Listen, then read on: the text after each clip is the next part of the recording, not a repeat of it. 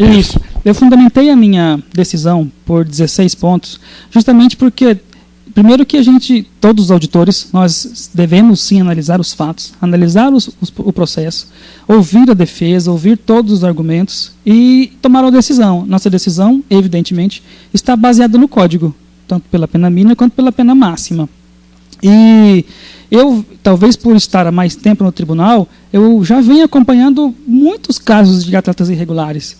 Muitas situações em que os clubes não tomam as medidas preventivas, medidas cabíveis, que cada dirigente tem uma responsabilidade, cada assessoria jurídica, enfim, cada funcionário de um clube profissional, ele tem sim uma responsabilidade com o seu torcedor. Ele tem que, na hora de contratar um atleta, na hora de inscrever um atleta, tomar as medidas mínimas para saber se aquele atleta reúne condição de jogo. Então, eu acompanho aqui vários casos, talvez esse é o 4º ou 5º clube que a gente vem no tribunal e pune o clube por uma escalação irregular. Então, meu voto, certamente, analisando o código, né, nas medidas do código, mas veio talvez com o sentimento de que precisamos fazer algo pelo futebol.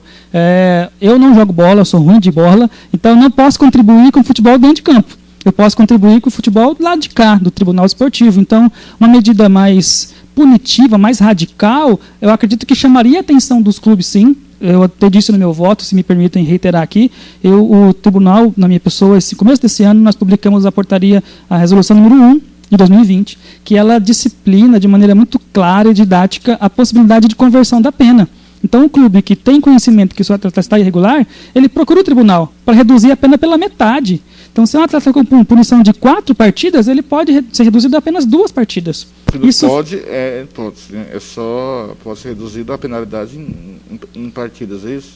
Pode reduzir em partidas. Mas em pontos não? Não, só em partidas. Então, o clube diligente saberia que o Wanderson, o Patrick, o Thiago, enfim, estava em condição irregular, e ele procuraria o Tribunal Desportivo e nós, na medida do que disciplina o código e nossa resolução, nós concederíamos sim o benefício de converter a pena em suspensão por uma pena punitiva de pagar uma cesta básica, enfim, de beneficiar uma instituição de caridade do próprio município, preferencialmente no caso do clube. Então, existem diversas medidas que a gente pode tomar para evitar esses casos. Então, precisamos sim refletir, profissionalizar nosso futebol, melhorar o Tribunal Desportivo. Tivemos situações que não nos agradou na comissão disciplinar, julgamento, teve que necessidade de embargos, mas isso serve para o amadurecimento de todo mundo. Eu acho que o futebol também passa por esse processo de amadurecimento. Então, o meu voto veio com essa necessidade de algo mais chamar a atenção para falar, olha, vocês precisam se atentar mais, precisamos melhorar mais. E isso, hoje, a torcida do Corumbaense talvez esteja triste, chateado comigo, mas eles vão entender que isso é por bem do futebol. Espero que entendam, né? Que isso é para o bem, que os clubes, os dirigentes se atentem para isso e que façam, a partir do que retorne o futebol, né, os seus comandos com todas as dificuldades. Eu entendo, disse isso no meu voto, nem imagino como que é ser dirigente, presidente de um clube, especialmente no interior, mas na capital também não é muito diferente. É muito difícil em Mato Grosso do Sul, mas isso não pode ser uma desculpa para que eu seja, não vou falar relaxado, porque seria desonesto, não é o caso dos clubes, enfim. Mas eu preciso tomar as medidas mínimas para que o futebol aconteça de maneira mais harmoniosa. Patrick, uma pergunta que ninguém consegue me responder, eu espero que você consiga. Vamos lá. É óbvio que a federação, ela coordena a competição, tem o departamento de competições que está lá para ter a lisura da competição. Mas no regulamento do campeonato, o único artigo que ela pode punir automaticamente é o 3º amarelo. Se o jogador for escalado de maneira irregular, automaticamente perde o dobro de pontos em disputa. Isso está no regulamento da competição. As demais punições são dadas pelo tribunal. É óbvio que a responsabilidade do Vandinho ter atuado irregularmente é do corumbaense. É óbvio também que se o departamento de competições tivesse visto isso na primeira partida, ele não teria atuado irregularmente 3 partidas. Mas quem fiscaliza as punições que o tribunal impõe? Vou fazer uma analogia. Quando tem um crime, o cara sai com mandado de prisão. Ele pode fugir. Alguém uma hora vai achar ele e vai ser preso. No nosso caso, ninguém foge. O jogador entra em campo punido. Como que o tribunal vai resolver essa situação das punições que são impostas e não são cumpridas? No sentido de prevenir que um atleta entre em campo? Porque me parece que a súmula não vai para o tribunal. Não. E ninguém checa se a Mas depois. punição foi cumprida. É. Não, eu digo, o jogador pode até entrar em campo, Isso. mas o tribunal tem que falar, opa, tem um jogador aqui que eu puni e não cumpriu. E o tribunal não tem feito isso. Sim, eu participo, inclusive, de tribunais esportivos, não com esse nome, mas de campeonatos amadores, inclusive da própria OAB, tem um campeonato que dá mais briga do que esse daqui, esse profissional do campeonato. Todo mundo é especialista, né? Todo mundo é especialista, exatamente. E lá, o atleta em condição irregular, ele é avisado pelo delegado da partida, que não é esse nome, mas tem alguém ali que fala, olha, você não pode entrar em campo, você tem a suspensão. Então a gente tem esses cuidados realmente de não permitir que o atleta entre em campo. Mas se o atleta ou alguém falar assim, imagina, você está equivocado, não está irregular, ou eu vou assumir o risco e vou participar da partida mesmo assim, então é um risco consciente que o clube assume. No campeonato profissional, por conta do regulamento, enfim, isso não ocorre, ou não ocorria, pelo menos até o ano passado, de que os clubes inscrevia os seus atletas e o clube que não tomava suas precauções inscrevia todos os atletas e passava, infelizmente, né, entre eles os irregulares. Agora, a partir desse ano, a súmula eletrônica veio para dar, não digo para resolver, mas veio para dar uma suavizada muito grande nisso. Porque hoje, se fosse a punição de 2020, no caso do Vandinho, o corumbaense, o técnico ou quem fosse realizar a súmula eletrônica, ele seria avisado de que o Vandson estaria em uma condição irregular. Apareceria todos os atletas em verde, amarelo, enfim, e o Vandinho apareceria numa condição vermelha. Então, o técnico, que normalmente é que o escala, ele só escalaria o Vandson para a partida se ele assumisse o risco da irregularidade. Então, acredito que, em razão disso, nos próximos anos, teremos menos situações como essa no tribunal. Mas você não entende que o tribunal tem que fiscalizar essas punições? O tribunal não consegue fiscalizar isso preventivamente. Não preventivamente, quando ela ocorre. O Vandinho atuou o primeiro jogo irregular. Chegou lá a súmula, não tem como o tribunal cobrar do clube, o seu atleta jogou irregular. Para evitar a segunda partida? Para evitar a segunda partida. Entendi. Hoje nós não temos condição disso, não existe. Não, mas até porque o tribunal tem que ser provocado. Mas por que, Patrick? Tem que ser provocado. Por conta do código, eu, como presidente, não consigo provocar um julgamento desse. Eu só consigo julgar se houver uma denúncia do procurador.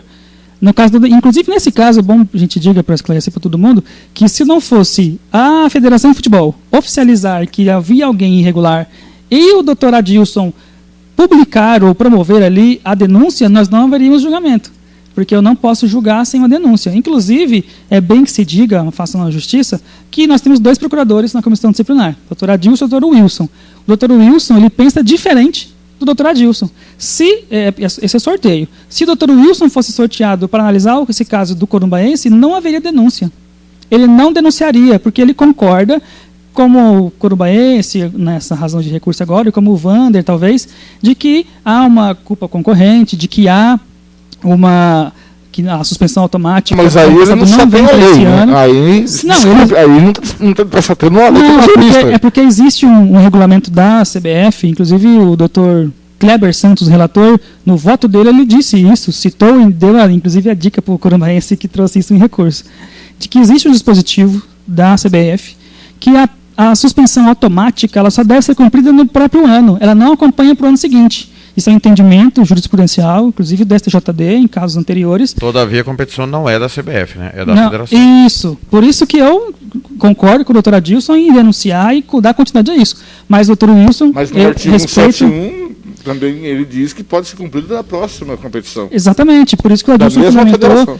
que eu estou dizendo que existem outros entendimentos. Que o doutor Wilson, claro, se fosse ele, o procurador, ele não denunciaria. Então, e aí, eu mesmo ciente, eu mesmo com o desejo, não nada contra o corumbaense, reforço, mas com o desejo de querer ajudar o futebol a melhorar, eu não poderia provocar um julgamento sem a denúncia. E numa situação dessa, que a Ponta Poranense era interessada, se ele não denunciasse, o que ocorreria? Não ocorreria. Não ocorreria de forma alguma. A Ponta Poranense teria que ir ao STJD. Não entendi. Se o Wilson não provocou o julgamento. E aí o presidente eu posso pedir uma reanálise. Mas e o clube que seria favorecido, no caso a Ponta Poranense, parte interessada? Ou qualquer outro clube? Sim, ela pode também não concordar e solicitar uma reanálise. E aí, pela última vez, passaria para o Dr. Vander, ao procurador-geral, que faria uma última análise. Se o Dr. Vander, e como ele disse hoje, também não concorda com a punição, ele também não denunciaria. Então aí... Aqui não seria feito nada, teria que ir para o STJD. E nem no STJD, que aí o código já não permite uma terceira análise do procurador. Entendi. Fernando, mais algum? Porque a Ponta Poranense não conquistou os pontos dentro de campo. Não merecia. E seria beneficiada por um erro de terceiro. É claro que isso acontece, enfim, voltamos àquele. Não vou repetir. Filosoficamente, a Ponta Poranense não merecia estar entre os 8 colocados. O Clubense merecia cair pela incompetência de organização, de estrutura. É só isso. Todos têm. A verdade é que os dois mereciam cair. Os dois mereciam cair. Infelizmente, o regulamento só permite 2. Doutor Patrick, quero agradecer demais. O senhor atendeu a gente na quarentena, fora da quarentena. Obrigado mesmo nesse período aí. E parabéns, viu? O que o senhor falou aconteceu. E, por favor, só passa o endereço de onde o senhor comprou essa camisa linda rosa, que o Fernando Blanc que vai trazer 3 para ele. Muito obrigado. E qualquer coisa que ele passa fora da casinha... Não, deixa comigo, que eu sei da história dele. O pai dele é muito meu amigo. Obrigado, doutor Patrick. Valeu. Um abraço. Fernando Blanc.